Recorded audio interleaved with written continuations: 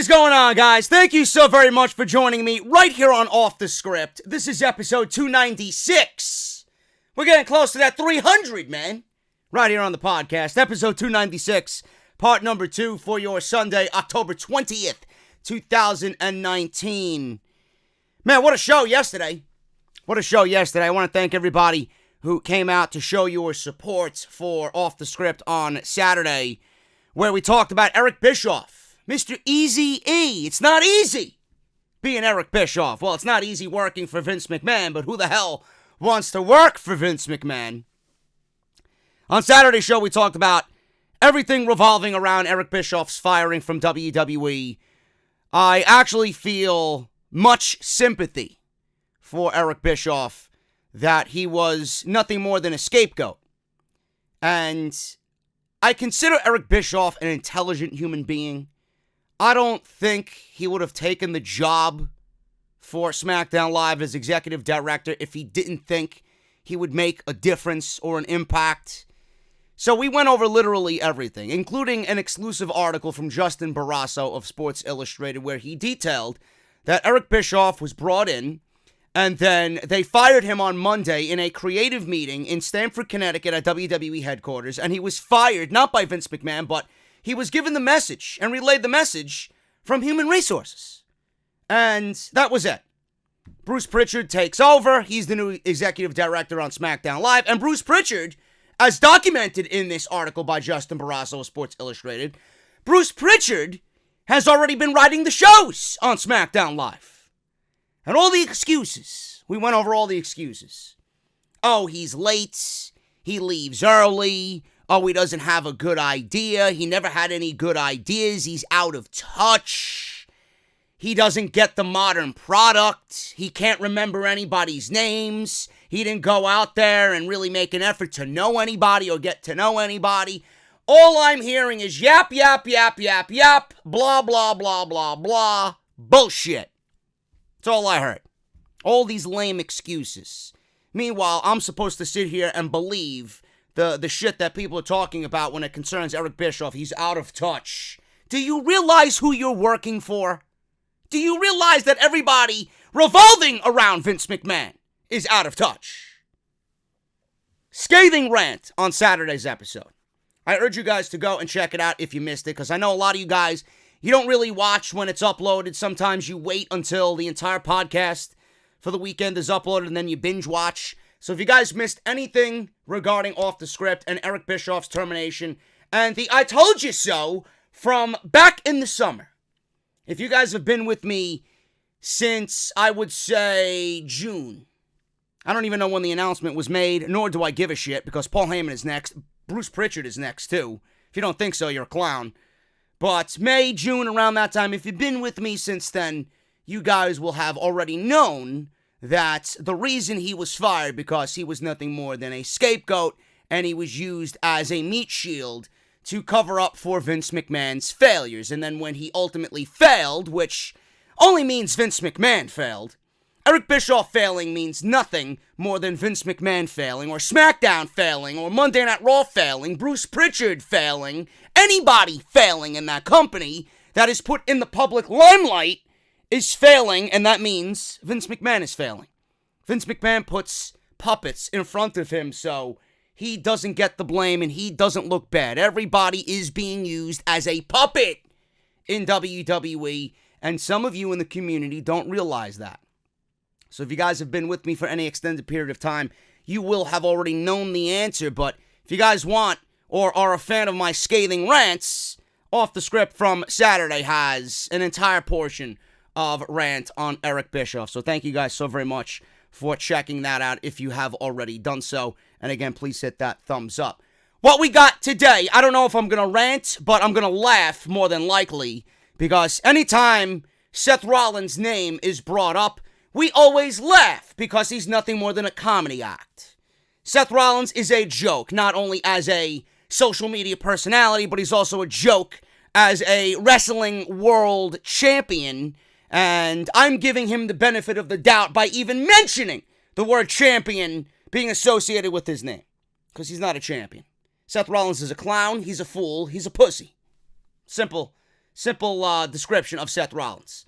Now, Seth Rollins was in the news, and we're going to go over this later on in the show, because I got other things I want to talk about before we get to that big main event on the podcast today. Seth Rollins was in the media. He was on social media actually justifying. Do you believe he has the fucking balls? Now, Becky said she has bigger balls than Baron Corbin, but Seth Rollins is proving that he has bigger balls than Becky Lynch, because I don't think she's as stupid to put something like this on social media. Rollins was actually justifying the Hell in a Cell main event with Bray Wyatt and the ending that we seen. And then he went on to disrespect Mick Foley and The Undertaker in 1998 and their Hell in a Cell. He said, if given the opportunity, I think Mick Foley would have liked his match to be stopped as well. I think Seth Rollins' IQ is negative at this point. It's reaching the negative numbers. I don't think someone could be this fucking retarded, to be quite honest with you. I think someone should take his phone away.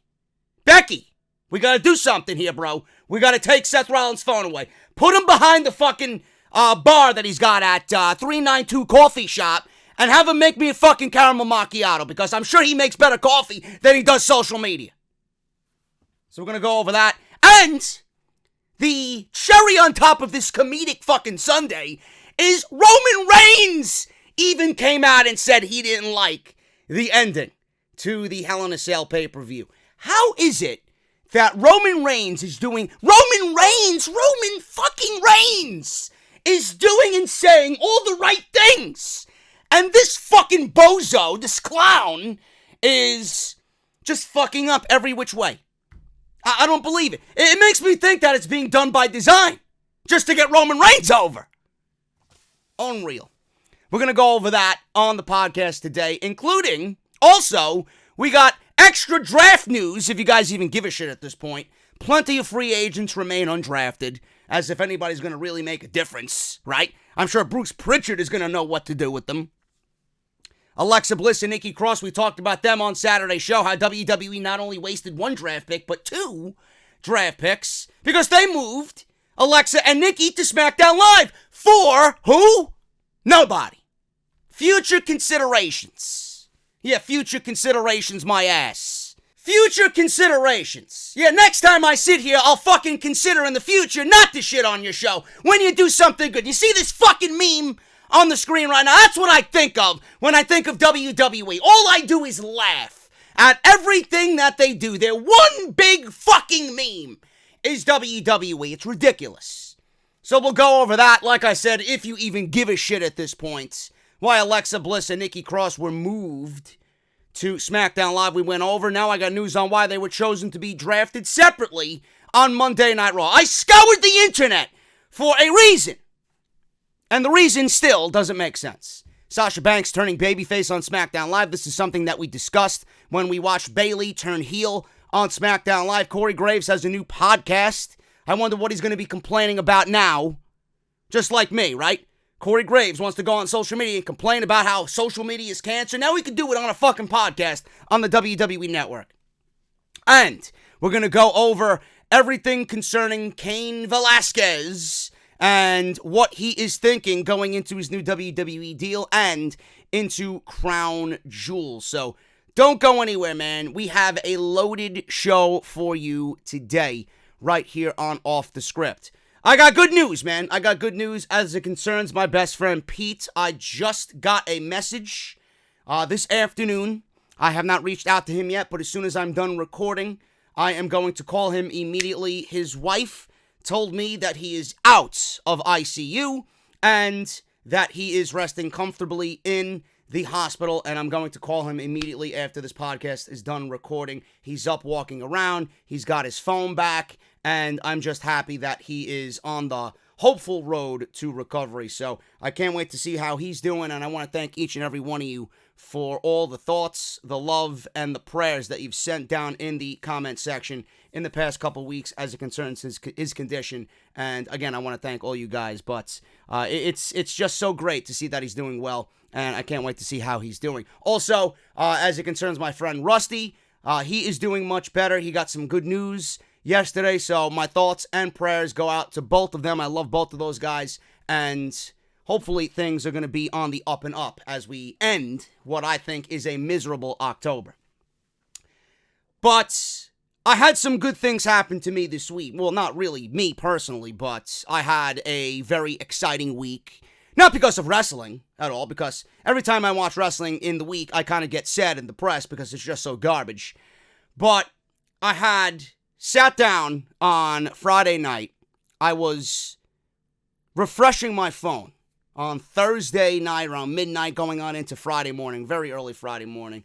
Like a little kid in a candy store, man. I felt like I was fucking 7 years old again, sitting down in my grandma's living room waiting for fucking Power Rangers to come on, you know? Sat down with the new Alter Bridge album, and I gotta admit, I did not really immerse myself in it like I should. I got to sit down and listen to it. I do my best listening when I'm in the car, on a long road trip, an hour and a half, wherever I'm going, and I just listen. I got the windows down, the open road, nothing in front of me, and I just listen. And I didn't do that yet. I did listen to the whole album in full, but I was sitting here while I was playing Destiny with the fucking music off and the sound off, and I was listening to the album as I was playing my PS4. And I gotta admit, man, I love the sound of the album. If you guys are a fan of what Alter Bridge has done, the sound of the album is their best produced album to date, and I definitely already have my favorites off the entire album. Forever Falling. If you guys are fans of Alter Bridge and have not heard the album yet, or if you have already listened to it, you know what I'm talking about. Forever Falling is absolutely fucking classic. It is so great. It reminds me of what Alter Bridge did with Waters Rising, and I'm going to talk about, I think I'm going to make a Patreon-only podcast, because I talk about this shit because this is my show, and I kind of want to break up the monotony of wrestling. Some of you guys like when I talk about real shit that interests me. Waters Rising is a song that Miles Kennedy and Mark Tremonti did together because Miles could not sing the verses. And Mark was like, I'll do it. And it ended up being one of Alter Bridge's best tracks ever. And they play it live. Every time I've seen them, especially since that album came out, they've played that song live every single time. And I love the fact that Miles and Mark go back and forth on vocals. Same thing here for Forever Falling. Back and forth. Mark sings the verse, and then Miles sings the chorus. It's fucking unbelievable. I love it. And the one thing that if I was to pinpoint a negative on the album, the one disappointing thing is Native Son is also a great track as well. I got a Journey, Zeppelin type vibe from some of the songs on the album. I got some Soundgarden. I even got some Alice in Chains influences coming from what I heard. But if there was a one takeaway from the album that I think is a negative, the fact that I think the band collectively as a foursome, they write their best music when they put out like those 7-8 minute long epics. Blackbird, you all know how important that song means to me. You guys know that I dedicated that to my grandpa when he passed 5 years ago. And I love those type of tracks, those big soaring fucking vocals by Miles and the big leads by Mark Tremonti. You know, Blackbird, the title track on Fortress, the title track off The Last Hero. Those are Alter Bridge's best tracks because they take you through a journey. They start off in typical Alter Bridge fashion, and then all of a sudden they go towards this progressive, just metal side where they just balls to the wall, just guitar riff after guitar riff after guitar riff, and then back and forth with the soloing of Miles and Mark Tremonti, and then Miles with the vocals, and it's just all over the place, man. That's when I think they are their best. And I don't have anything like that off this album. I don't. The closest thing to it is probably the closing track, Dying Light. And that is something that I think is a great closer, but it doesn't really come anywhere close to what The Last Hero did and what Fortress did and what Blackbird did. You know, it's a great closer, but I miss that just riff barrage that they usually just go all out for on the title track, and they didn't do that on this album. That's the one takeaway. So, is it a perfect album? Nothing is ever perfect, but if I was to say where this ranks as far as Alter Bridge album goes, I think it is probably, I would say, I would rank them Fortress, then I would go Blackbird, then I would go Walking the Sky, and then I would do The Last Hero. That's the way I would do it. And then I actually think AB3 is their worst album. I think AB3 is their worst album. I would go the first album, then AB3. So that's my ranking of the Alter Bridge albums. But I think this one is fantastic. I'm going to listen to it more after I finish recording this while I cook dinner. But if you guys have not heard it, it's important to me. I figured I'd talk about it here, so make sure you guys go and check that out. So a positive in my week. There you go. There is a new Alter Bridge album, and I'm fucking excited about it. Now we need a new Symphony X album, and I'll be all set for the next 5 years. But anyway, guys, thank you so very much for joining me here on the podcast. If you're not following me on social media, at JD from NY206, hit that subscribe button down below. Turn on that bell for all notifications. Patreon.com/JD from NY206. If you guys want to show some extra appreciation for the podcast. And if you missed anything during the week, it's always a busy week here on the channel. Make sure you guys check out everything you need down below in the description. All of the videos you might have missed are linked down below for easy access. So thank you guys so very much for all of your support all week long. And if you guys want to check out my sponsor for today's podcast, man, Audible, audibletrial.com/offthescript. Audible has been sponsoring the podcast for almost 4 years now, man. They've been with me longer than anybody, and I want to give them a shout out for just being so supportive of the show.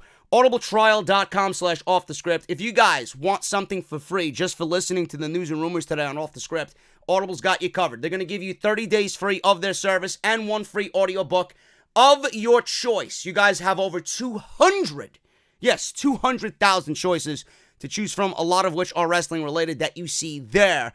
Terry Funk, Justin Roberts, Chris Jericho, Shawn Michaels, Lex Luger, Jim Ross, Daniel Bryan, DDP, Dusty Rhodes, Brock Lesnar, Ronda Rousey, Daniel Bryan, Bret Hart, Ric Flair, Hulk Hogan. The list goes on and on. Everything you need as far as books, Audible's got you covered in the audio format. Best part is, guys, if you guys feel like Audible's not for you, in the 30 days, you guys can cancel anytime in that 30-day grace period and still get to keep your audiobook for free. You will not be charged a dime. Great way to support the show. Support them for being a part of the Off the Script family for over 4 years. audibletrial.com/offthescript. Man, let's talk. Let's talk about the WWE Draft. The exciting conclusion of what was such a groundbreaking two-night event on WWE television. It shook the very foundation of WWE television for the rest of the year. Said nobody ever. The draft was complete garbage. Absolute garbage. Now, there are free agents remaining in the free agent pool. There are plenty of free agents that remain undrafted to brands, Raw and SmackDown. Now, names like John Cena, The Undertaker, who is, by the way, not going to be at Crown Fools. He doesn't want to be a Crown Fool this November or October on Halloween. Goldberg, they're not a part of the draft because they are all part-timers. WWE is going to bring them back when there is a massive payday in it for them because that's how they are making their living nowadays. But outside the part-timers, this is who remains undrafted in the WWE free agent pool.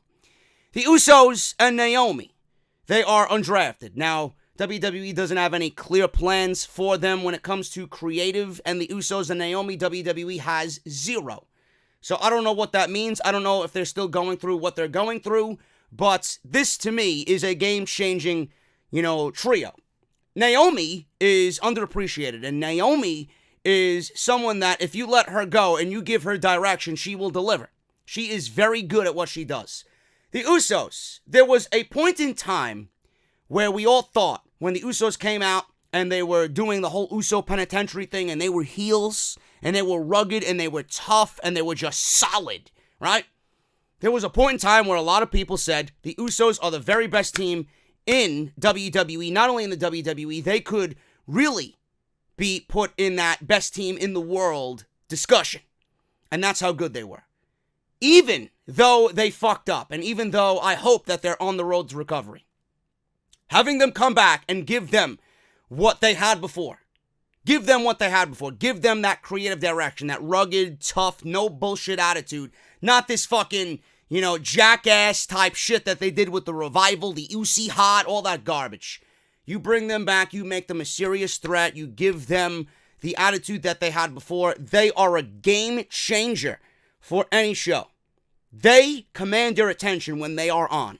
And I hope that they do come back healthy, and I hope that they come back with something creative to do. And it's a shame that right now WWE has them undrafted, because the tag team division in all of WWE, on Raw and SmackDown, desperately need a complete overhaul. Speaking of tag teams, the Colognes, I didn't even know that these guys were still employed. Sal Rex texted me the other day and asked me if the Colognes are even still employed. I couldn't even give him a straight answer. I think so. If they're on WWE.com, then they should be on the active payroll. They're never used. I don't even know if they're used on Superstars or Main Event. I don't even know why they're employed. Why are you paying somebody to not use them? That sounds like a foolish business decision. Foolish. Now, they're still with the WWE, apparently, and they don't have a brand home. I don't know if they're not able to work. I don't know if they're injured. I don't know if WWE just doesn't give a shit about them. They're probably down in Puerto Rico selling timeshare. Sure, they're making quite the living doing that. I'm sure they're probably on the beach drinking a pina colada. Much better than being in WWE right now. Clearly, look at the fucking chaos and look at the garbage that WWE is putting itself through. They can't even do what they have to do correctly. Now you want to add the Colognes? You bring them back to TV and no one is going to care about them. Just get rid of them. Even if they are free agents. And WWE's in the mindset where they don't want to let anybody go. Even if they are free agents and they sign with another wrestling promotion, who gives a shit? They are not game changers. They will offer nothing to any other company. Let them go. Save yourself some money and give Roman Reigns some extra pyro. Cain Velasquez. He wasn't chosen in the WWE draft either. I don't even give a shit. If he ends up on Raw or ends up on SmackDown, who cares? Cain Velasquez is a fucking waste. He's a complete waste. Might be the nicest guy ever, but this guy being in the WWE is an absolute waste of my time. And I'm sure you guys feel the same way about this as well.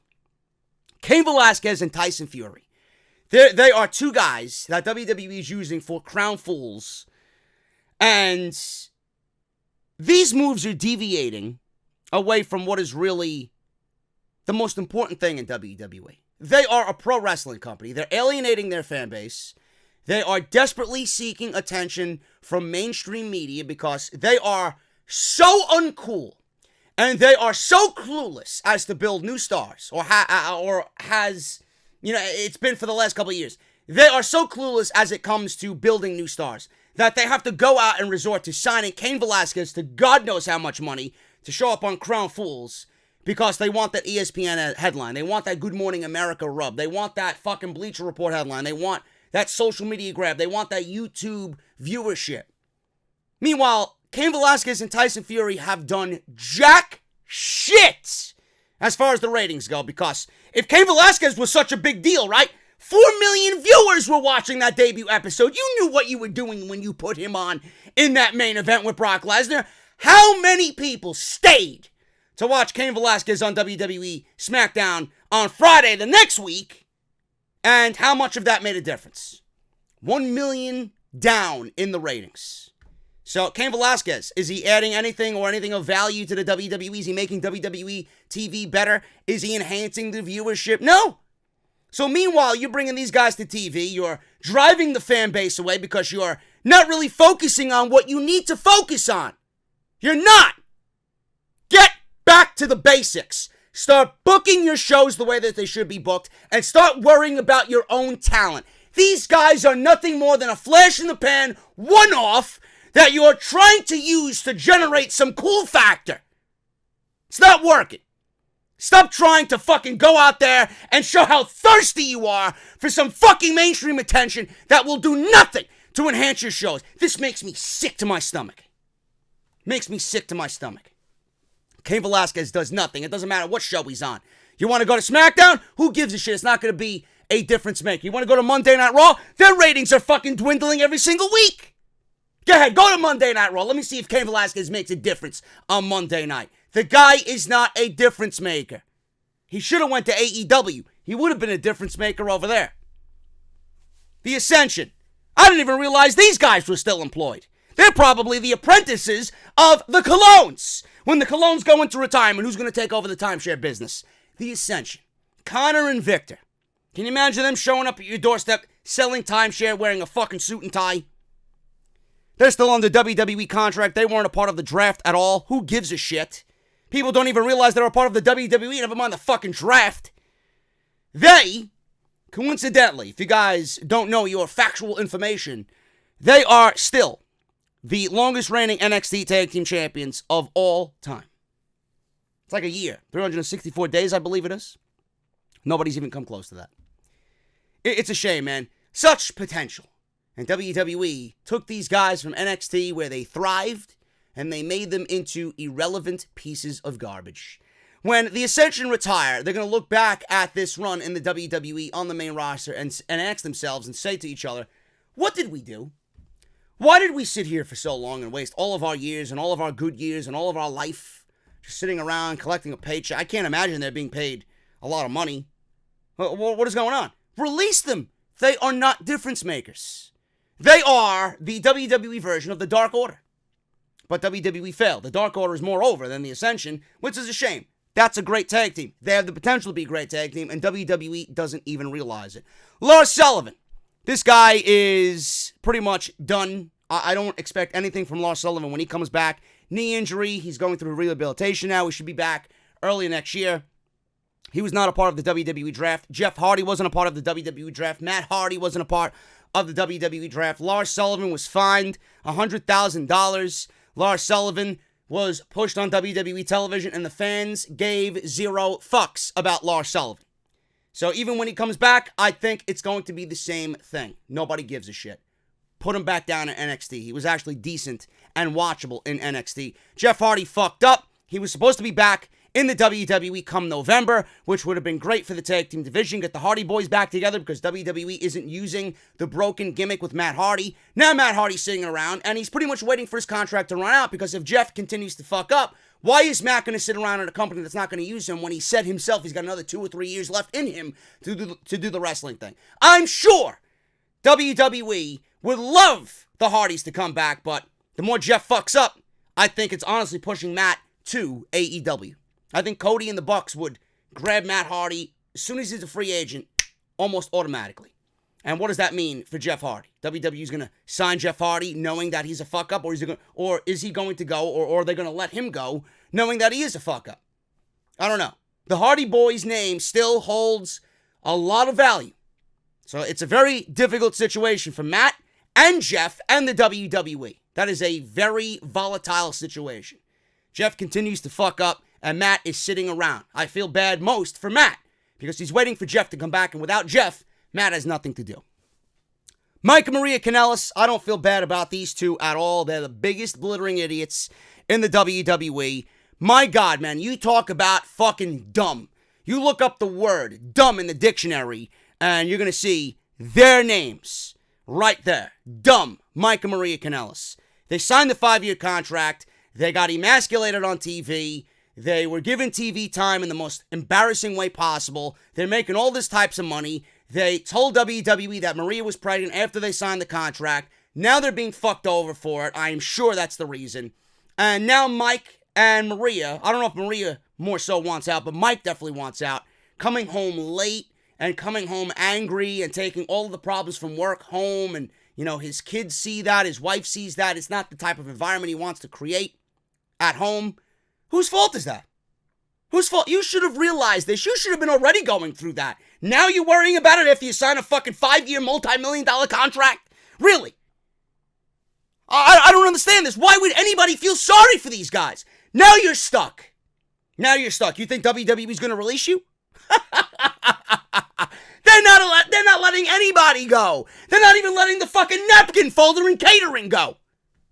Get out of here, man. He is stuck. She is stuck for 5 years. Just ask the OC. Ask Gallows and Anderson. They thought things were all peaches and cream. They thought that they were going to be the best stable on Monday Night Raw. What happened? The OC is a joke. They were given the tag team titles. They signed the 5-year deal. Everything was on the up and up. And as soon as they signed that 5-year deal, WWE took the titles from them. And now They're on the War Raiders. They use you. They give you a false sense of security. Yes, things will get better. And then they took the tag team titles away from them 2 weeks after they signed those contracts. Mike Kanellis is stuck for 5 years, bro. Get ready. That lock and key is not going anywhere, bro. Those handcuffs will remain on for the next 5 years. Your kids are going to see you grow up and become a grumpy old man. And, again, I feel no sympathy for either one of them. They gave Jinder Mahal, the WWE gave Jinder Mahal a 5-year contract so that he don't go anywhere. You think you're going somewhere? You think that the WWE is going to release you because you asked to be released? Look at what they did to Luke Harper. Look at what they did to Luke Harper. Just don't get hurt. Don't get hurt. I don't know how you could get hurt if you're not on TV, but don't get hurt. Because any time off, you're going to be stuck there for much longer. I don't feel 1 ounce of fucking sympathy for both Mike and Maria Kanellis. They're both fucking stupid. Mickie James, Ruby Riott, Nia Snax, Jax, are all out of action with injuries. Mickie James, she still has some value, but WWE doesn't give a shit. They brought her back for whatever reason, and they had absolutely no plans for Mickie James. I feel sorry for her. She still has a lot left in the tank, and she still looks fantastic. Ruby Riott, you go back to 2018, and you pinpoint somebody that's not a Sasha Banks or a Becky Lynch who had an MVP-like year. Ruby Riott, she was so great. The fact that this woman wasn't given an opportunity to shine in that women's division, it's a crime. And I hope that she gets drafted and is allowed to go out there and do what she does best, man. Ruby Riott is awesome. Nia Jax, I don't give a shit. Send her to the buffet and goodbye. I don't give a shit about Nia Jax. Shouldn't I have not said that? I'm sorry. Who gives a shit? Sheamus is ready to come back. WWE obviously hasn't used him at all, but Sheamus and Cesaro is the right way to go. Cesaro seems like a lost fucking soul in WWE. Pair him back with Sheamus. The tag team division could certainly use it. Not like WWE gives a shit about tag team wrestling anyway, but they are much better together than they are separately. Cesaro is absolutely going nowhere as a single. Sheamus is boring as a single. They are great together. They are a great tag team together. Get them back on a brand and get them back to doing what they do best as the Bar. And that's pretty much it. Those are the names who remain undrafted. And the only ones that are legitimately game changers there are Sheamus and the Usos. Oh, but Cain Velasquez! No, Cain Velasquez is a fucking waste. He is a waste. I don't give a shit about Cain Velasquez at all. Someone who I don't give a shit about at all either is Alexa Bliss. She was paired with Nikki Cross, and they have been attached at the hip for what seems to be forever now. Now, we ranted on this decision on Saturday's show where WWE not only wasted 1 draft pick, but they wasted 2 draft picks because not only did they draft them separately, which was fucking stupid, because why would the Monday Night Raw executives do that? Why would they do that? So they wasted 2 picks because instead of drafting them together like they should have, then they ended up trading them to SmackDown Live for future considerations. So who looks like the fucking idiot here? WWE, of course, does. Because they are so unplanned and so unorganized in everything that they do, they didn't really think about this. Meanwhile, this is common logic, folks. Something that doesn't exist in WWE. Now, Meltzer tried to explain this, and he failed at doing so on the Observer Live. He explained that this was always WWE's intention, but it's unknown why it was listed differently than how it was announced. Now, they were supposed to be drafted together because they were listed on the draft sheet together. That would have been 1 pick for WWE. But WWE released the draft list in the same order that Stephanie McMahon was reading off of on Friday, and then people figured that out, and then WWE realized that people were talking about it on social media, and then they went about drafting Alexa Bliss and Nikki Cross separately to give you a sense of unpredictability, but all it did was make WWE look fucking stupid. It made the Monday Night Raw executives, the F-list actors, look stupid. They drafted, instead of together, they drafted them separately, wasting a draft pick. Then, Monday Night traded them to SmackDown for nothing! So you wasted 2 draft picks on Friday night. How stupid can you be? Meltzer tried to justify this. He explained that this was always WWE's intention. Alexa and Nikki, even though that was the order and all that, they were supposed to be separate picks. No, Dave. I'm sorry. You're wrong. You are wrong. Now, in theory, Alexa Bliss and Nikki Cross were chosen. This is WWE's logic. In theory, WWE figured that because they don't have a team name, that they should be drafted separately. But on the draft list, they were together, which means they're a team. Now, if you're trying to tell me that they're not a team, what the fuck have I been watching for the last 6 months? I've watched Alexa Bliss stand in the corner of Nikki Cross. I've watched Nikki Cross stand in the corner of Alexa Bliss. If she's wrestling, which is hardly never by herself, I've seen them tag team. I've seen them win the tag team championships. Folks, I call that a duo. I call that a tag team. And tag teams are supposed to be drafted together. Dave, stop justifying garbage. You shit on WWE, and so does Alvarez. Every chance you get. I love you for it. Don't justify stupidity, please. They should have been drafted together. This still, even a week after all of it went down, still doesn't make any sense and makes WWE look stupid. Sasha Banks, she was drafted to Smackdown Live. I can only assume because her hair is blue. Blue does look good on her, by the way. Now, the Wrestling Observer says that Sasha Banks could turn babyface on SmackDown. They stated and noted that SmackDown needs babyfaces. That could result in a change for Sasha Banks. She's just competed as a heel, if you even want to go that far, against Becky Lynch at Hell in a Cell, but Bayley's new heel persona could see a babyface Banks against Bayley's new bad girl hugger, or non-hugger, I should say, persona.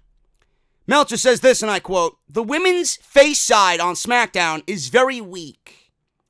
That could indicate either Banks is turning, since Bayley vs. Banks seems to be the big women's match on SmackDown Live, or Evans turning. Who? Oh, Lacey Evans. Lacey Evans. I'm sure that's going to be a huge game changer for the women's division. Said nobody ever. You know, WWE thinks that Lacey Evans, according to sources, is the unsung hero of the women's division. What has she done?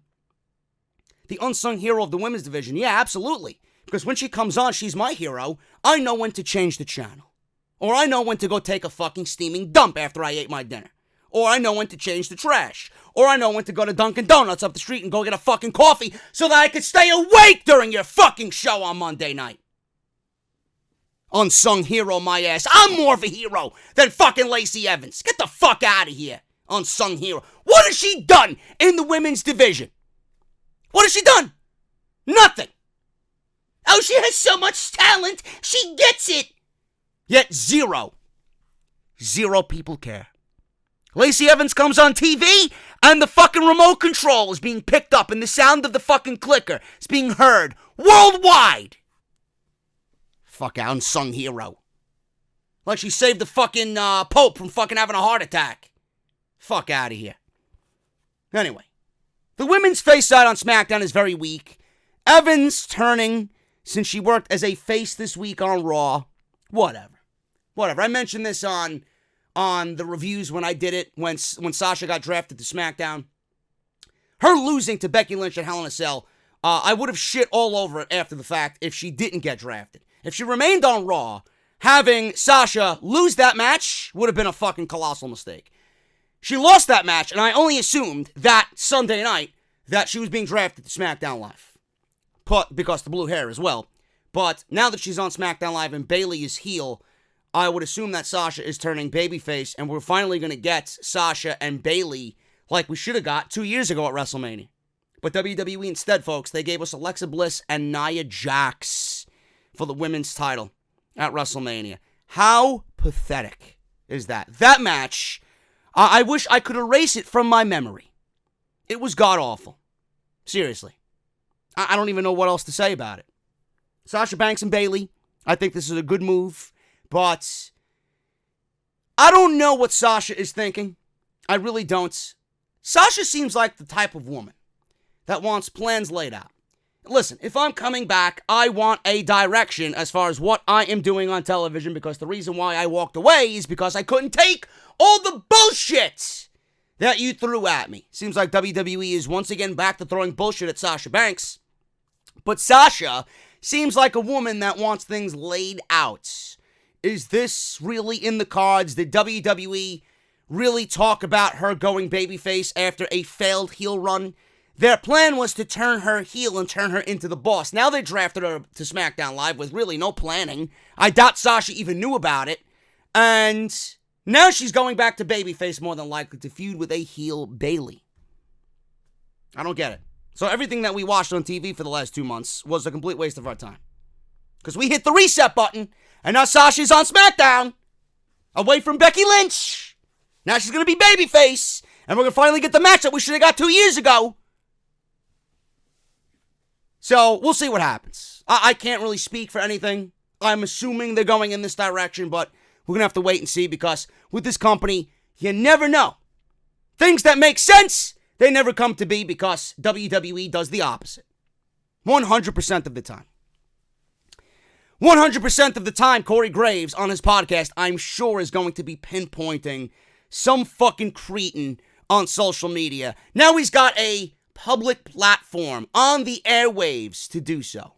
Corey Graves now has a WWE podcast called WWE After the Bell. He's on SmackDown Live. He's on SmackDown as the color commentator. His girlfriend got drafted to SmackDown Live. We talked about that on Saturday's show as well. But Corey Graves is getting his own podcast. The WWE's first official podcast, After the Bell, on their new network. They have partnered with Endeavor Audio, I believe, or Endeavor Network. And Corey Graves is excited that he is the first to start this new endeavor, literally, with WWE's podcasting network. Now, Graves will have a new platform to voice his opinions every week. He will also get to control interviews with some top WWE stars, with Triple H as his first guest. It's announced. Anything is definitely on the table. Graves commented on his new podcast while comparing it to a machine gun. I wish I could take a machine gun and gun down every script that is handed to Vince McMahon, because they are that garbage. After all, he is known for his witty behavior. Now it's time to consider your rock-throwing strategy, as I now have a machine gun. So there you go. That's what he stated on social media, word for word. Hashtag ATB WWE. ATB standing for at or after the bell. Sam Roberts saw this official announcement from WWE, and he just couldn't help himself. He needed to comment. Sam Roberts said, "Hot Take City. I knew being the star of Total Divas would mean big things for Corey Graves." So that's what he stated. Corey Graves obviously seen this comment and was amused by it. And he said this in retaliation to Sam Roberts. "I like to attribute this to my handsome magnetism, or people finally caring about me because my girlfriend is famous." End quote. Corey Graves, in all honesty, I enjoy his work. If he's going to have a podcast and they're not going to restrict what he says or what he thinks, I'm going to give it a listen. Because I think what he thinks, I honestly think, I could be wrong on this. He does come off as a WWE shill on social media. But I honestly think, deep down, he is one of us. I honestly think that when we complain, he knows we are justified in complaining, but he doesn't have any choice but to swing the opposite direction because of who he works for. So I don't know how much different these podcasts are going to be from what we see on WWE television, but if they give Corey Graves some leniency, it's going to be an enjoyable listen. WWE needs to move away from the scripted bullshit, and they need to get into what is more backstage and more real life and more just real and organic when it comes to podcasts, interviews, promos, whatever. Commentary, show overall. This scripted format is not doing WWE any favors. It's actually driving people away. The quality of television is so bad in 2019 that people are more concerned and more interested in what's happening behind the scenes more than anything. If you give me a fresh take with Corey Graves being the face of that on this show, it's going to be successful. So hopefully it is not scripted as far as Corey Graves goes. Otherwise, right down the tubes, it will go. WWE with the draft. We're going to end the draft talk with this nonsense, which I'm not surprised by whatsoever. WWE superstars are irritated by NFL segments on Smackdown Live. Now, during the draft, WWE was giving you segments with Joe Fuck and Troy Aikman, and they were giving you segments with some Fox Sports analysts, NHL, Kurt Manatee, and the Sunday Night Football, the Sunday Afternoon Football crew with Terry Bradshaw and fucking, whatever the fuck his name is. I forgot his name. The fucking, what's his name? Regis and Kelly guy. I can't think of his name right now. Fuck me. What's his name, man? Jesus Christ. Michael Strahan. Jesus Christmas, man. This is how much I don't care. I don't care. Apparently, neither does the WWE locker room. They didn't care about any of this either. In fact, they're irritated by the NFL segments. There were reports that went out that said these moments made the superstars in the locker room cringe. One was quoted in a report saying it is believed to be more than an isolated mindset. One wrestler said, WWE can't help themselves. It always makes me cringe when you see them trying so hard to show everyone how mainstream they are. What did I just say before? Exactly, the locker room feeling the same way. So it's nice to know that I am justified in what I said by the locker room or this anonymous source. It actually makes the company look worse because it is so obvious to the people watching at home that the NFL guys being asked to talk about WWE don't know anything about the current product. We'll never shake off the stigma with mainstream media if Vince keeps scripting silly stuff on the shows. Of course they don't know anything about the current product. You had Kurt Manatee and fucking Michael Strahan and Terry Bradshaw. They made their own draft picks. Do you know who they drafted, folks? It was nobody from the active roster. Dusty Rhodes, Ric Flair, Hulk Hogan, Andre the Giant. Those were their draft picks. Meanwhile, I'm supposed to care about the fucking current product. I'm supposed to worry about the draft and be concerned with the draft and care about the draft when I got fucking Michael Strahan drafting Ric Flair. Awesome. Great job there, Vince. Great job on shitting again on your current roster. Ronda Rousey constantly pitching ideas to Triple H for her WWE return. I can't wait for Ronda to get back because the women's division outside of Sasha Banks and now Bayley is suffering 1,000 deaths. Becky Lynch is not doing it because Becky Lynch, even though she had a great feud with Sasha, no matter how abbreviated it wasn't enough. It wasn't long enough. WWE finally got it right after months and months and months of just nothing with Lacey Evans. Now Becky is back to having nobody to feud with. And if you think Charlotte is the answer, you're a clown.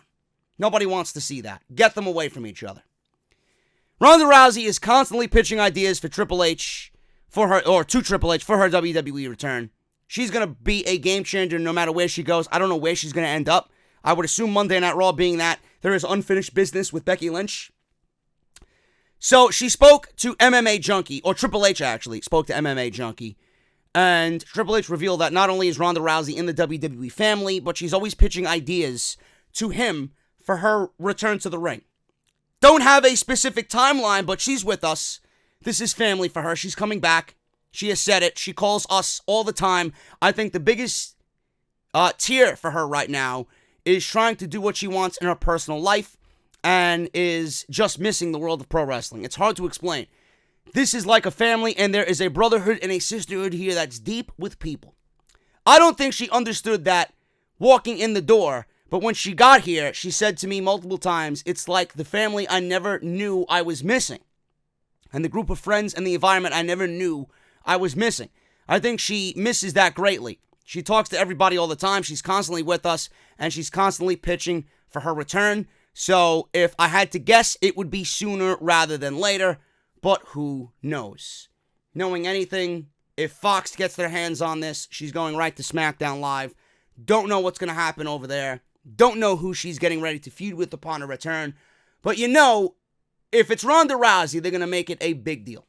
And I'm sure they're going to have something much much desired and bigger planned for someone like Ronda Rousey than it would be somebody else or just anybody. So Ronda Rousey's coming back. Triple H is saying that it's going to be sooner rather than later. I do think that Ronda Rousey needs to come back. And she had tore her finger off almost completely doing a TV show. And I don't know how long that is, or I don't know how long that is in the healing process, but I would expect Ronda Rousey, if I was to make a guesstimation, I would expect Ronda Rousey to be back by the Royal Rumble. And I think she will be in the Royal Rumble. That's a great return for her. A surprise entry in the Royal Rumble. Maybe have her win the Royal Rumble. Who knows?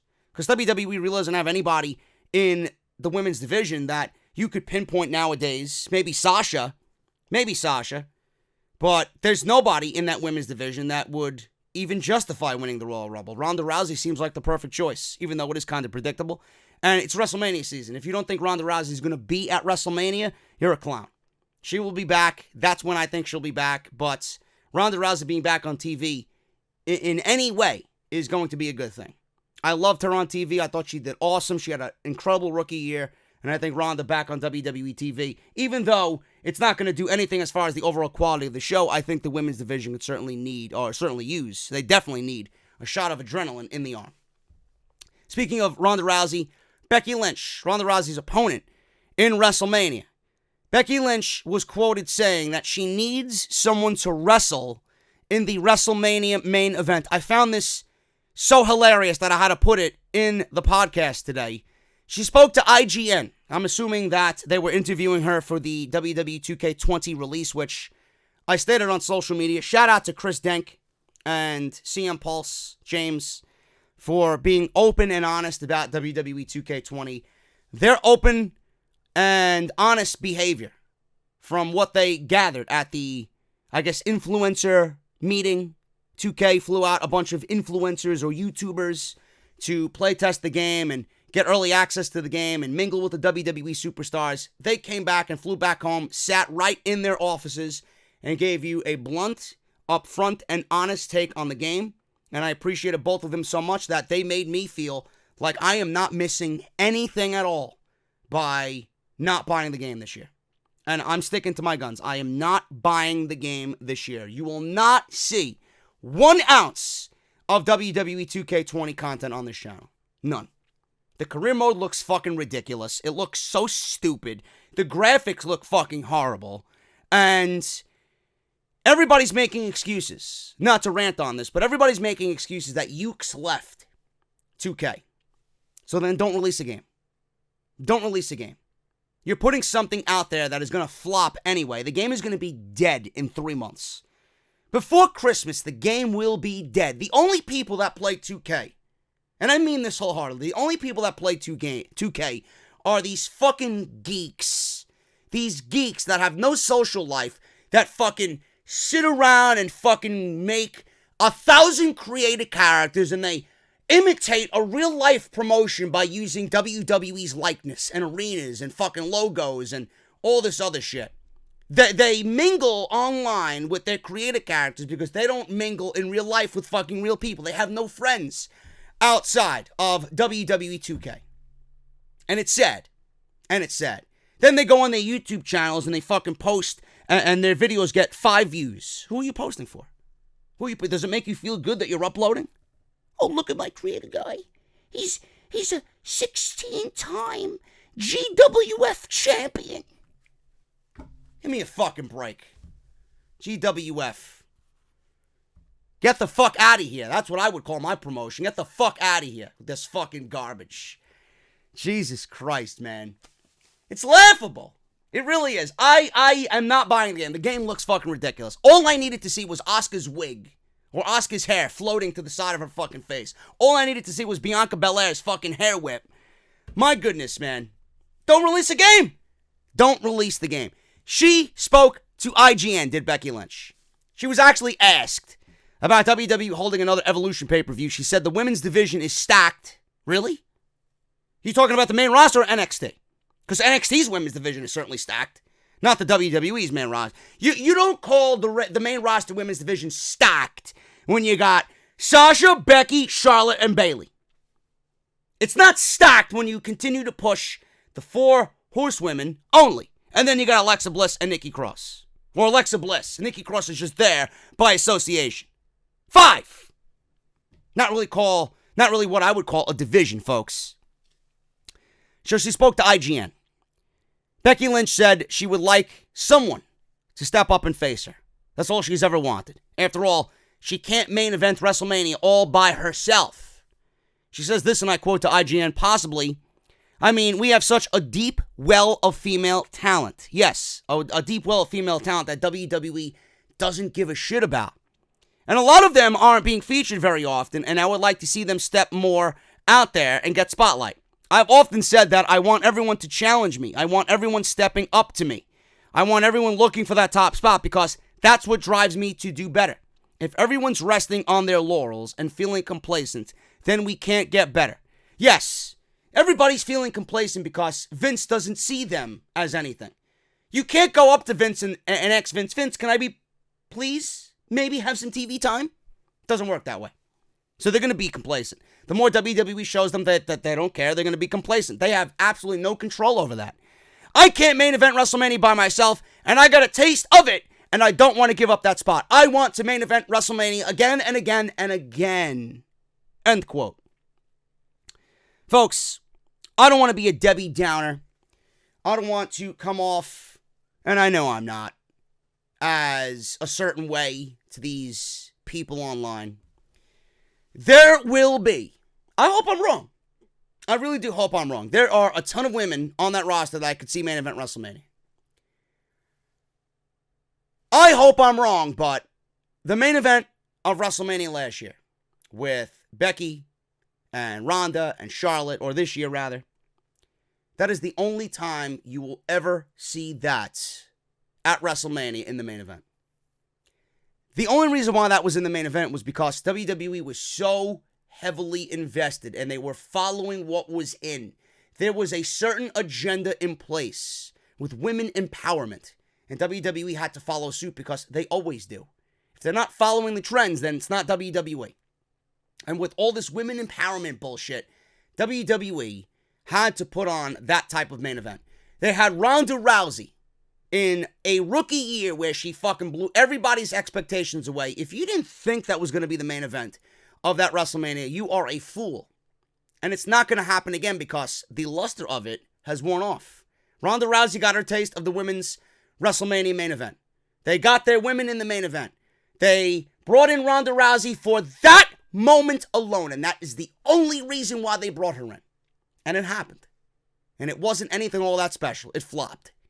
That main event was awful. And if you think WWE is going to go back and do that again after what we've seen at WrestleMania this year, I don't know what to tell you. It's not happening again. The only time that it will happen again, and I mean this, and I would pay to see this in the main event, the only time it will happen again is if WWE really wants to get creative and book Charlotte Flair and Tessa Blanchard in the main event of WrestleMania. That is something I could see in the main event of WrestleMania. Because the horsewomen, or the horsemen background, coming off both of those women, that's the story in itself. That's what I would pay to see in the main event. That's the only other women's main event I would pay to see at WrestleMania. Charlotte Flair, God forbid, her and her fucking 18 title reigns, Charlotte Flair and Tessa Blanchard. That is it. I don't know how they get there. I don't know how they do it. I don't know what they come up with as far as story. The thing is, it would mean more if they're on separate brands. If Tessa was ever supposed to go to WWE, or if she was ever offered to go to WWE, and she did make that jump. Have her on a Smackdown, or have Charlotte on Raw, or whatever. Charlotte on Smackdown, Tessa on Raw. And the challenge is laid. Keep the brands separate. Keep the brands exclusive. That one match could be not only a title versus title match, but it could be one of those things that feels a little bit more special because of the brand exclusivity, and it happens anyway. And they kind of just infiltrate each other's shows. That's when that type of situation is going to become a little bit more important. That is a main event in my eyes. Because I think Tessa Blanchard is the best female wrestler on the planet. That's just my opinion. So we'll see what happens with that. But Becky Lynch is never main eventing WrestleMania ever again. I would be genuinely shocked if WWE does another women's main event. They got that out of their fucking mouth. They wanted it so badly, it happened. We don't need to see it again. Once is enough for the women of WWE in the WrestleMania main event. Guys, I'm going to take a little bit of a break. I'm going to get some water, cold beverage, hydrate myself. But before I do that, guys, I want to shout out my boy Sal Rex. Make sure you guys hit him up. He wants to say thank you to everybody that has reached out so far in need of his services. And please, please, don't ask him to do something without a payment first. You guys know the quality of fucking shit he puts out.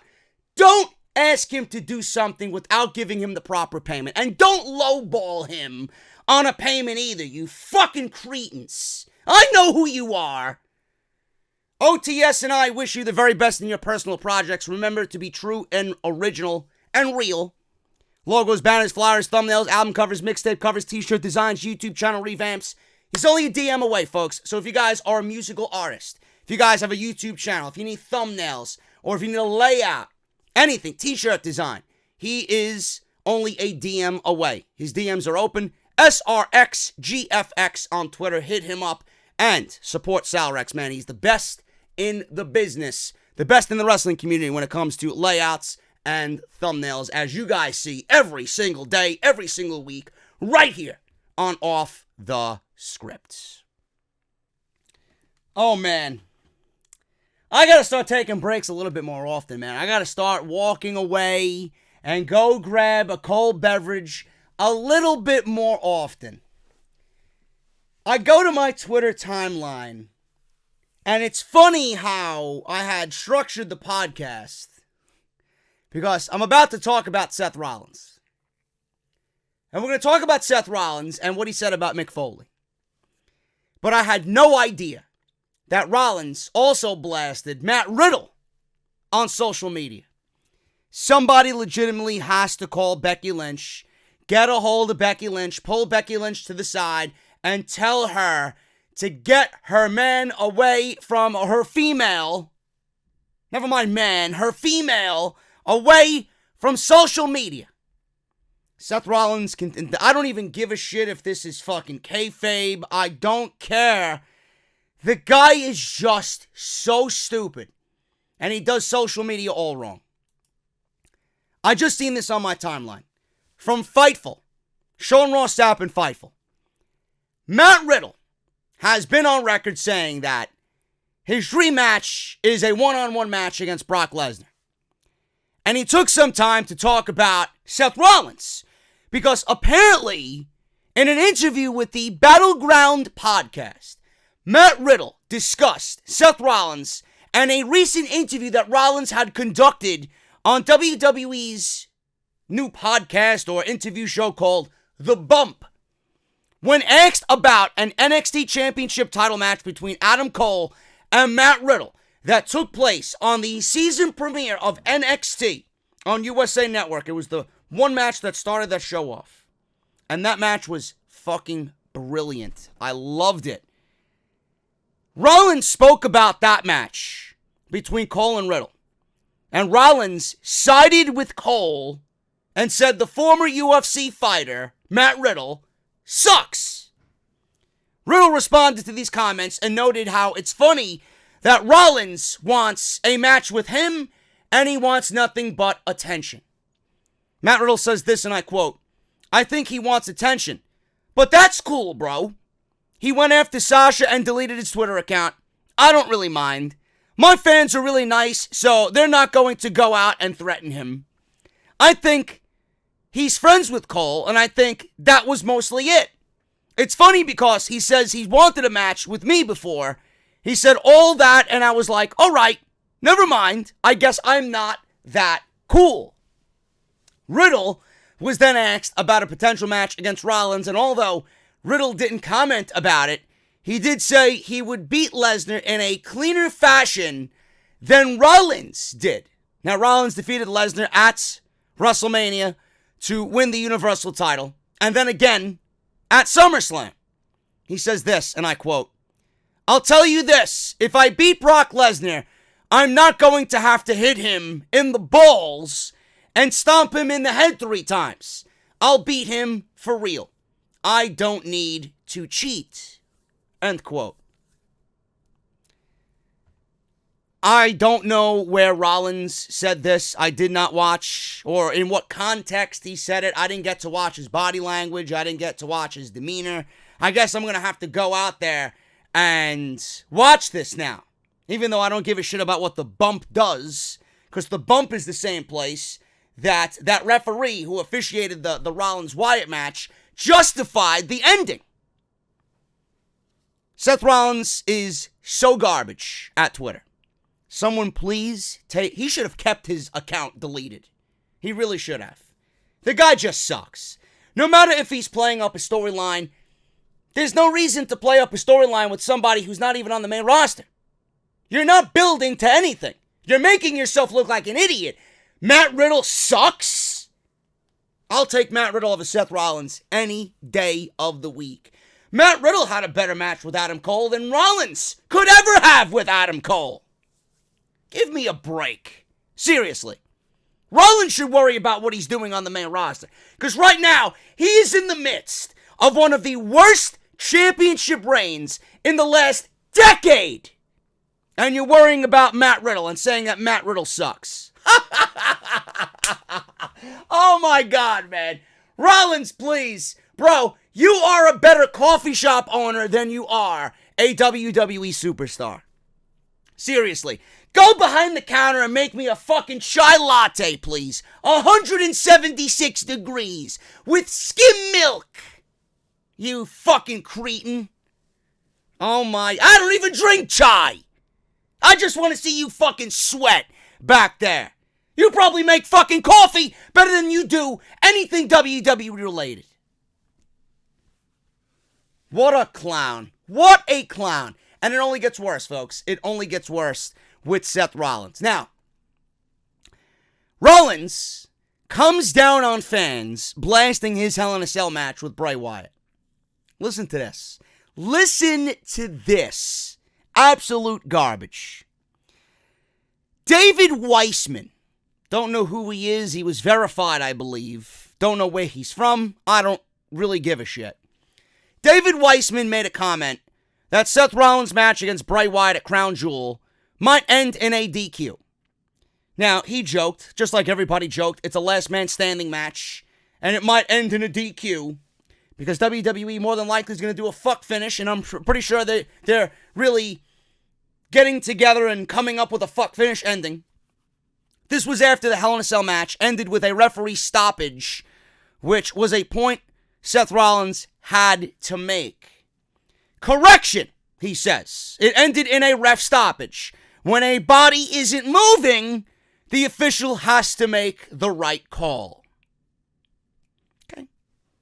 Rollins justifying the ending. Rollins justifying the referee making the right call. Rollins then received a reply that was simply an animated GIF of The Undertaker throwing Mankind off of the Hell in a Cell in 1998 at the King of the Ring. And that match, legendary. Probably the most legendary match in the history of this company. 21 years ago. This caused Rollins to reply that the referee should have probably stopped that match as well. Now, at this point, Rollins is completely brain dead. And never mind taking his phone away, Twitter, the official Twitter account of Twitter, should proactively delete the Universal Champion social media page. There's no way that anybody in WWE could be pleased with this guy going on social media and embarrassing himself and embarrassing the reign that he's had as Universal Champion. Even though they've done a good job at that, doing it for him, he's just making everything that they're already doing that much worse. He says this, and I quote, "I imagine Mick Foley and The Undertaker might have liked the ref to stop that match as well. Might have added a few more years to Mick's incredible career." Just a thought. Folks, I don't even know what to say. I'm just itching. I'm itching just to fucking make this guy look like a blithering idiot. Folks, The Undertaker wrestled that match with a broken foot. or a partially broken foot. The guy was fucking limping. The Undertaker didn't take any real, legitimate bumps for, I would say, 85% of that match. The Undertaker, when he chokeslammed Mick Foley, and you knew he was hurt. I knew he was hurt. When he chokeslammed Mick Foley through the cell, and he landed down below, the steel chair hit Mick Foley in the face, the Undertaker jumped down, and he landed on the good foot and prevented the fall from even harming his already injured foot. He was hopping on one leg when he came down through the structure. Then he proceeded to chokeslam Terry Funk out of his fucking shoes, which was hilarious. So if the Undertaker, according to Seth, because he knows everything, he's the Universal Champion, he is the greatest wrestler on the planet, Seth Rollins, he's the champ. Now, if the Undertaker would have liked the ref to stop the match, okay, according to Seth Rollins, who's the most brilliant wrestler on the planet, don't you think the Undertaker would have said something to Vince McMahon beforehand? I can't go, I have a broken fucking foot! I have a broken foot! I can't do this match! He didn't do that. You know what the Undertaker did? Seth, he went in there and was a man. He was a man. And the Undertaker, for us, gave us history. Something that you know nothing about.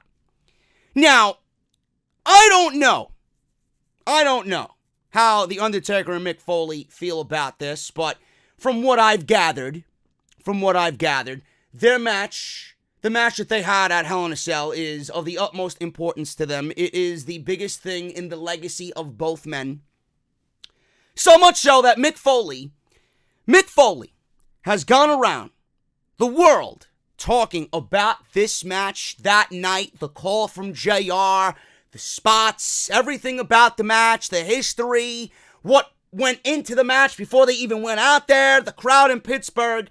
Mick Foley has made another career out of going all over the world talking about this match. And when he talks about this match, the fucking sunshine in this man's face just illuminates everywhere, everyone, when he talks about it.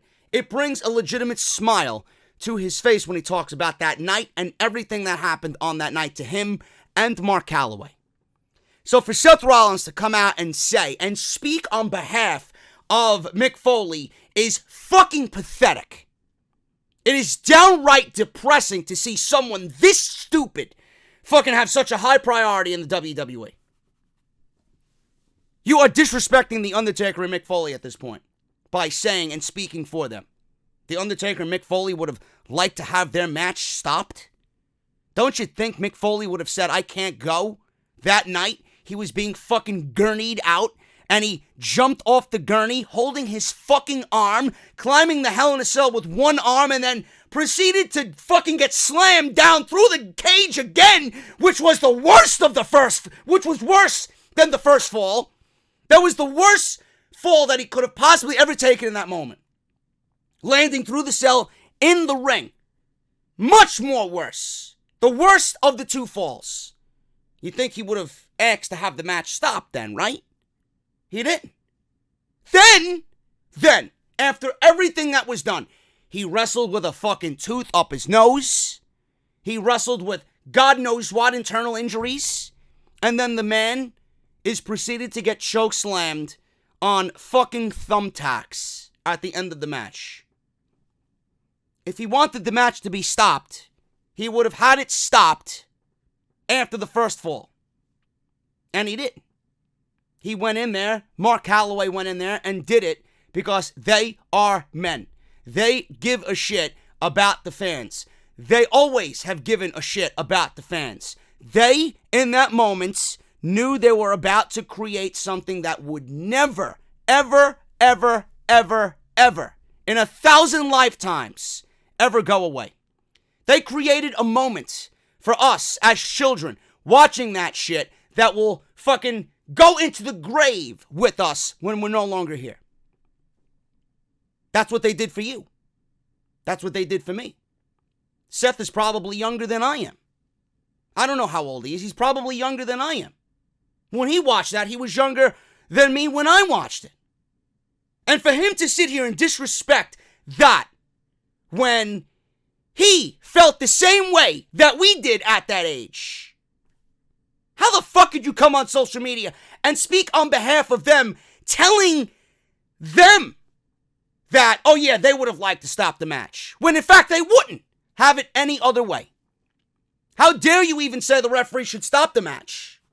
This is why I said on Sunday night when I talked about Hell in a Cell, the night it ended, on the review, that Vince and Seth and everybody associated with this company just hates creating a legacy. They hate creating a moment for the fans because they feel like they're making all this money hand over fist, that they don't need to do that. The original ending was, supposedly, I don't know how true this is, I could see it being true because Vince McMahon goes with the worst of the two decisions. Something that works is there, something that doesn't work is there. He's always going to go with something that doesn't work. The ending of the match called for Bray Wyatt to be thrown off the cell, a la Mick Foley, and then the match would have been stopped. That would have been a lot more justifiable than what we got inside the structure on that pay-per-view, which ended up being one of the worst Hell in a Cell moments ever. A moment that should really exile the match from WWE television. Rollins made himself look like this is the dumbest thing that I've ever heard in my entire life. Ever. And then he's saying this while justifying that his match should have been stopped. And then he goes on to justify the ending by using this, the most famous match that this company has ever put on. He's using this as an example to justify his fucking match and the failure that was his match with Bray Wyatt.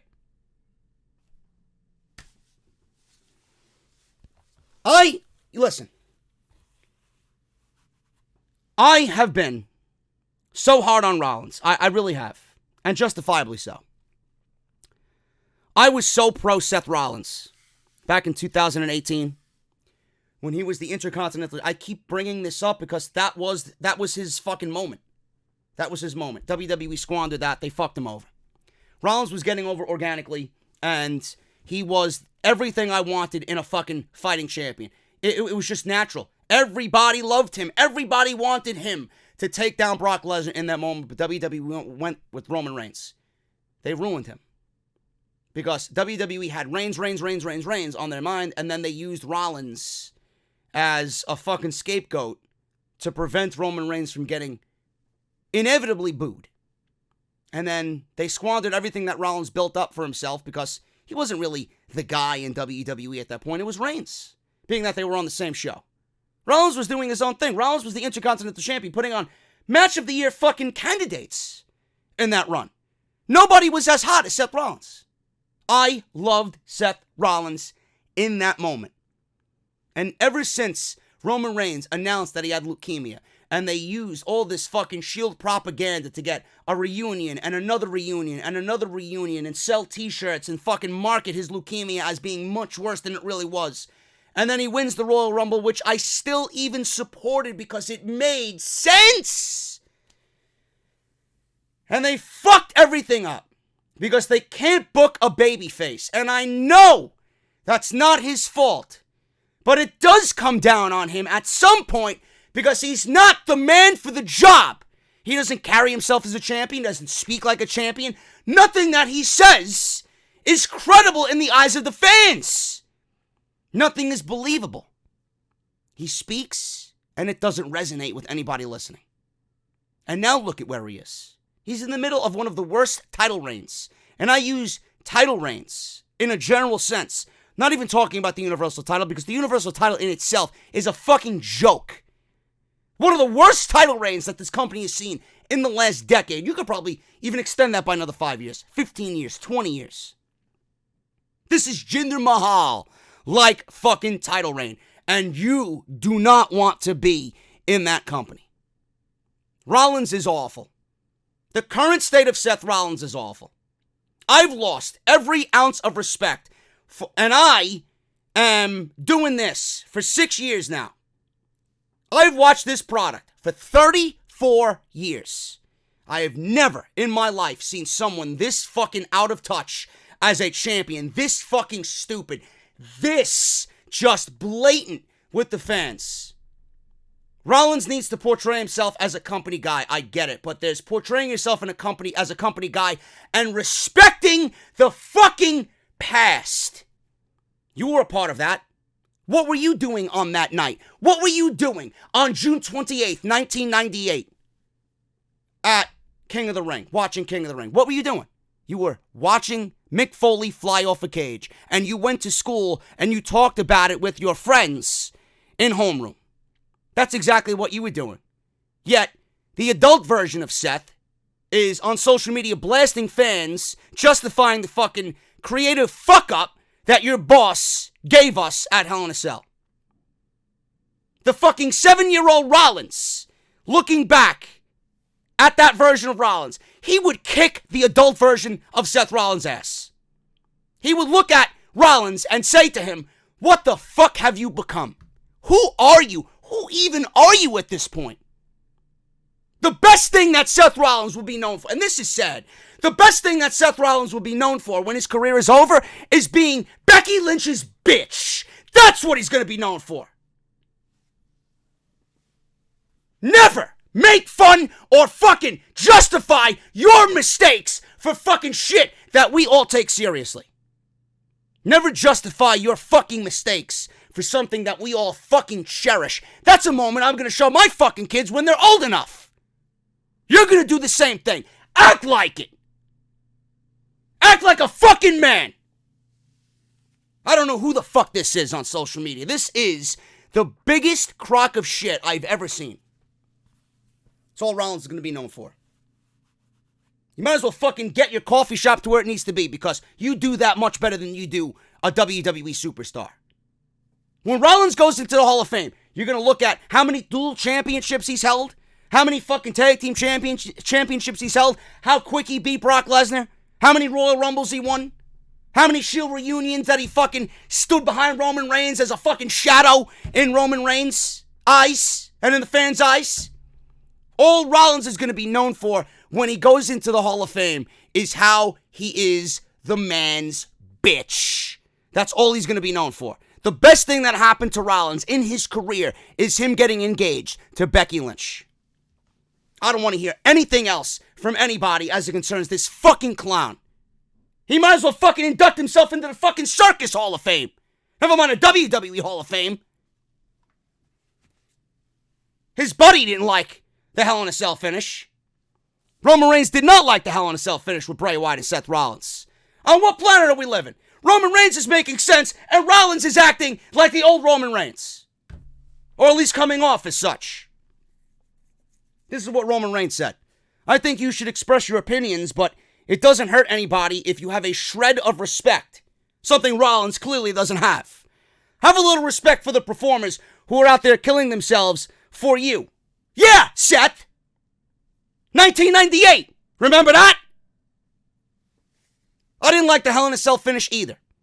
But I wasn't about to cuss some guys out who got hit in the head over and over. Bray Wyatt put his health on the line to entertain some fans to the best of his ability. I didn't like it, but I respect Bray's effort and willingness to go out there and do what you have to do. So if you can, just a little bit of respect. He didn't mention anything about fucking Rollins. He didn't mention anything about Rollins. Because he knows Rollins is a fucking idiot.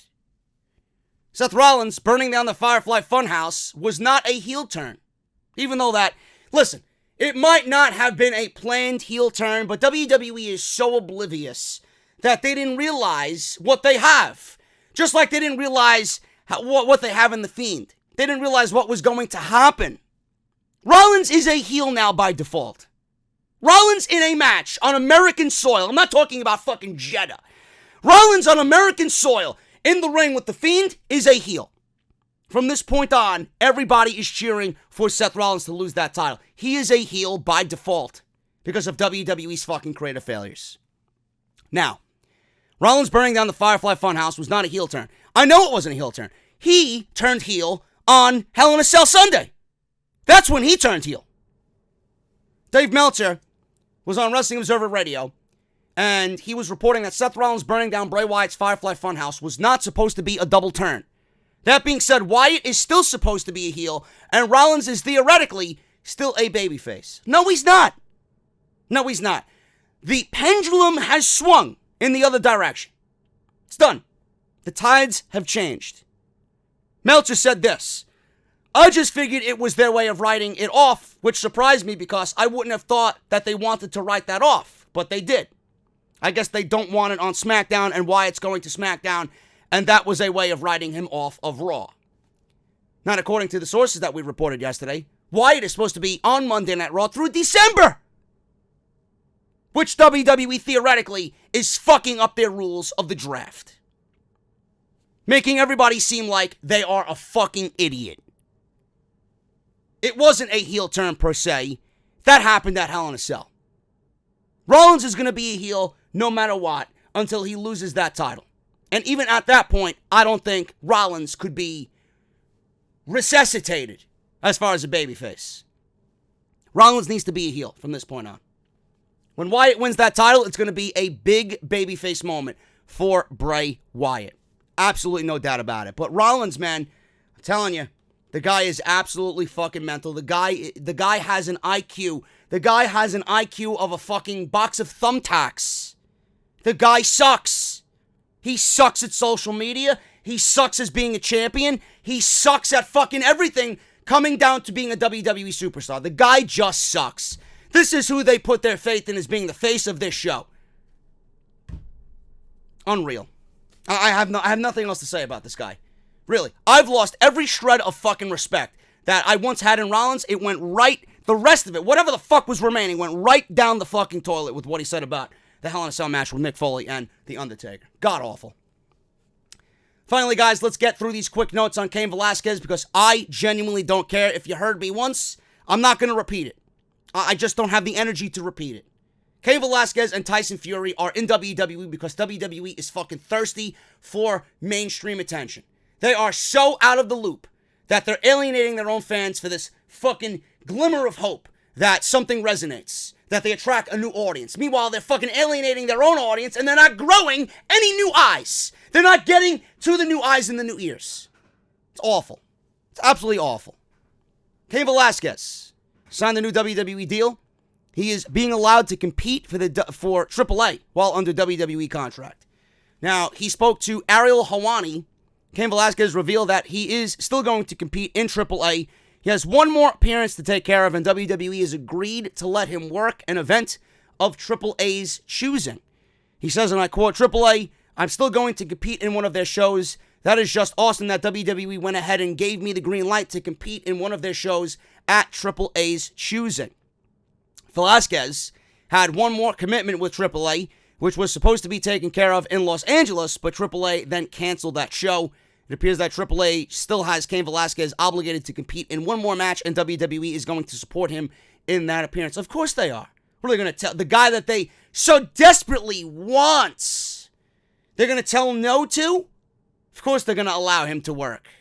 It was nothing more than the icing on top of the cake. They probably paid him God knows how much fucking money to not sign with AEW. And Cain Velasquez is going to be able to work because WWE has no choice. They want Cain, they got to bend over and fucking lick his balls. That's what they got to do. Tyson Fury. Speaking of Crown Jewel, keep with the whole Crown Jewel deal. Tyson Fury doesn't want to embarrass himself at Crown Jewel. Bro, Tyson, you've already done that. You don't need to get into Crown Jewel. You don't need to fly into Jeddah to embarrass yourself. You've already done that. Just ask the blue pen that you signed the contract with. Or was it black? Who gives a shit? Tyson Fury approached WWE years ago about doing something, but they couldn't work it out. So now he's there, and WWE, just like Cain Velasquez, is looking for whatever desperate attention that they could hang on to. At WWE Crown Jewel in Saudi Arabia, Fury is taking this match seriously, and since he doesn't have another fight until February 2020, he is coming to WWE. Meltzer noted on the Wrestling Observer Radio that Fury's match will likely be a one-off, which is very different from Cain Velasquez, who signed a multi-year contract with WWE. Meltzer says this, and I quote, Tyson Fury, for now, is a one-match thing. He's got a fight in February, so they asked Tyson Fury, and he said, hey, you know what? I don't have a fight until February. I've got some time. He's been in the Performance Center training every day. This I have to see. He's really, gung-ho. And he's not going to go into Saudi Arabia and embarrass himself. You know what I mean? I'm not saying he's going to have a great match, but he's working very hard at it. I don't expect nothing. I don't expect anything to come from this match. I don't give a shit how long Tyson Fury is wrestling or performing in the PC or training in the PC. The match is going to be a fucking colossal failure. And I'm waiting to laugh at how bad this turns out. They've embarrassed themselves already with every segment that they did, starting from the fucking bullshit they pulled on Smackdown Live to the pull-away brawl that they had where Tyson Fury was throwing fucking shadow punches and not even punching the security guards, to the just unnatural way that the WWE locker room came out and tried to separate these guys. What the fuck are they even fighting over? What is the issue between them? There's no issue. They can't even tell the story right. And I'm supposed to be invested. What are they fighting over? Why is Braun Strowman all of a sudden having this problem with Tyson Fury? Because he threw Dolph Ziggler into a barricade? Bro, you're sitting front row. Shit's gonna happen while you're sitting there front row. Someone's gonna go into the barricade. That's why you're gonna fight at fucking Saudi Arabia? Or is it the $15 million that you're rumored to be getting for this match? 15 million fucking reasons why you're in the WWE, not because you're a fucking fan. Give me a break. Now, that 15 million I read, I would not take that as legit. I cannot see them paying Tyson Fury $15 million. That is just utterly ridiculous. You want to shit on your roster without saying anything to them? There you go. Have them find out that Tyson fucking Fury is making $15 million for a one-off appearance. But I heard that number is very exaggerated. We'll find out soon enough. Tyson Fury's already embarrassed himself. So is WWE by even engaging in storyline or segments with these two on Raw and SmackDown. Cain Velasquez needs knee surgery. Now, he may avoid surgery with stem cell treatments. Now, Wrestling Observer Radio and Dave Meltzer revealed that Cain Velasquez is looking to getting stem cell treatment to avoid knee surgery. This therapy has worked very well in the past and has helped Kurt Angle. Rey Mysterio recently got stem cell treatment for his knees. It was actually Rey Mysterio and Brian Cage of Impact who talked to Velasquez about this controversial yet helpful treatment.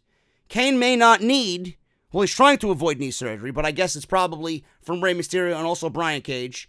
I know he talked to Brian Cage about this as well. They talked to him about stem cell therapy in Colombia. Cain is thinking about it.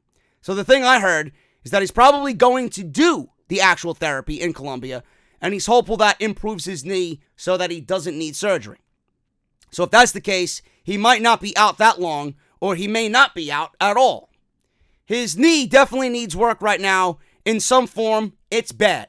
You know, he hasn't had any surgery since he went out in that match, in the last match that he wrestled. But it hasn't gone out in his training for wrestling. It didn't go out in his two matches. He dives and shit.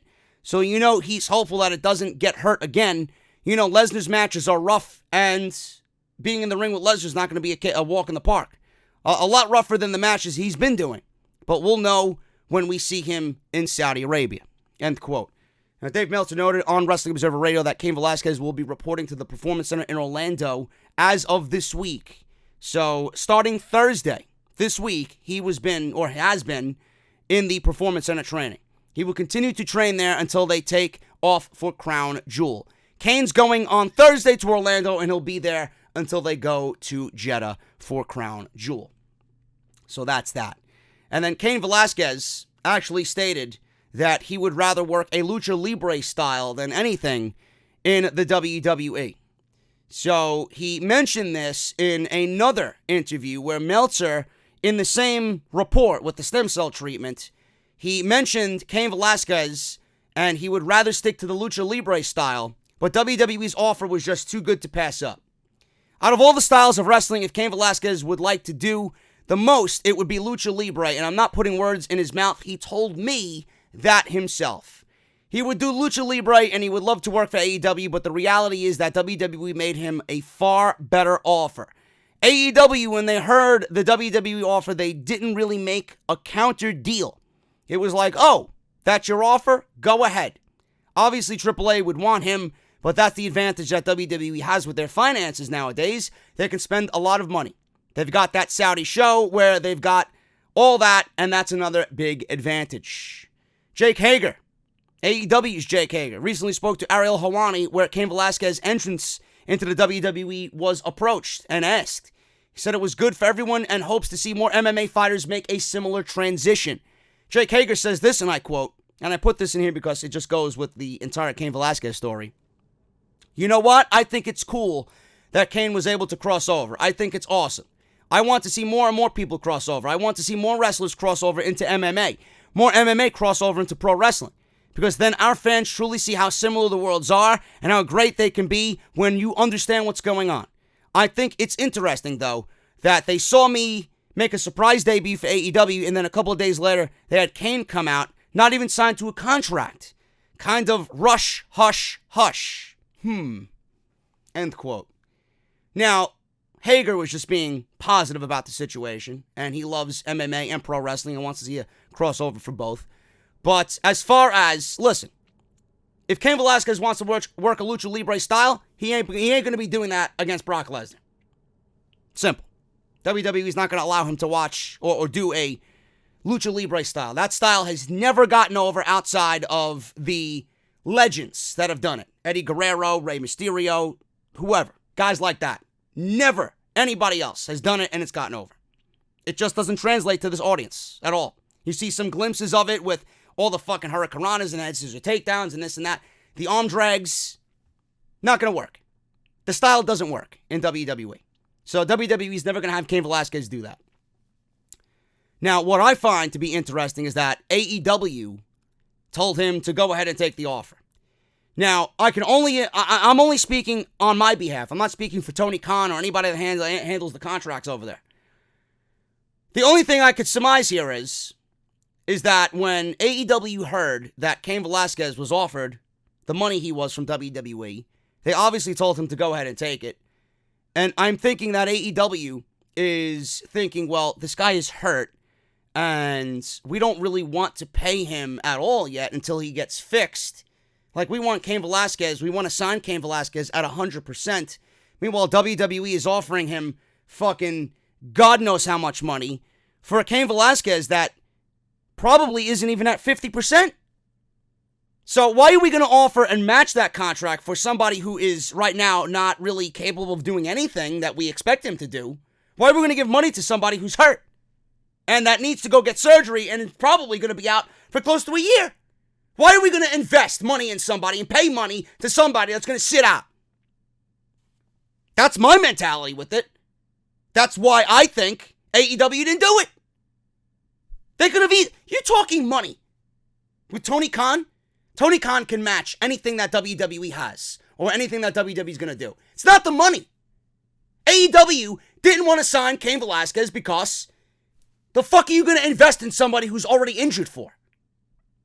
They're smart, where WWE is desperate. That's the difference between the two. AEW is smart, and WWE is desperate. Which one would you rather be? I'm getting out of here. Thank you guys so very much for everything on the podcast today. If you enjoyed the podcast, let me know what you guys think down below. Let me know what you think of the Rollins situation. Let me know if you think of the Cain Velasquez situation. Let me know what you guys think of all the extra draft news as well down below in the comments. It's been a great weekend. I'll see you guys right back here on Monday. And if you guys missed anything that has been on the channel, Monday Night Raw, Off the Script Elites, your one-stop shop for AEW news and rumors on Tuesday, AEW Dynamite on Wednesday, NXT on Thursday, Friday Night Smackdown on Friday, and part one of this weekend's Off the Script on Saturday. Everything you need is linked down below in the comments, or in the description, not the comments, the description. Leave me your comments down below of this video and let me know what you guys think of all the top stories. Guys, thank you so very much. Follow me on social media at JD from NY206. That's both on Twitter and Instagram. Hit that subscribe button. Turn on that bell for all notifications. Patreon.com/JD from NY206. If you guys want to show some extra appreciation. And make sure you guys check out my sponsor today, Audible, audibletrial.com/offthescript. For your free 30 days and one free audiobook of your choice. Guys, I'll see you right back here for Monday Night Raw. We can hope for the best, but I'm not hoping for much. Brand new week of content. Thank you for everything this weekend, and I'll see you guys right back here for Monday Night Raw. Thank you guys so much, and I'll see you later.